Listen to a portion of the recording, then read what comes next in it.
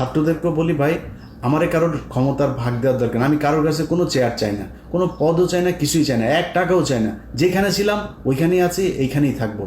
আল্লাহ যেন সারা জীবন ওই জায়গাতে রাখে। আল্লাহর কসম করে বললাম ভাই, এই ভিডিওটা যখন রেকর্ড করছি তার কয়েক মিনিট পরে মাগরিবের নামাজ, এই সন্ধ্যার সময় সবার সামনে আল্লাহর কসম করে বললাম, মৃত্যুর আগ দিন পর্যন্ত এই জায়গাতেই থাকবো ইনশাআল্লাহ।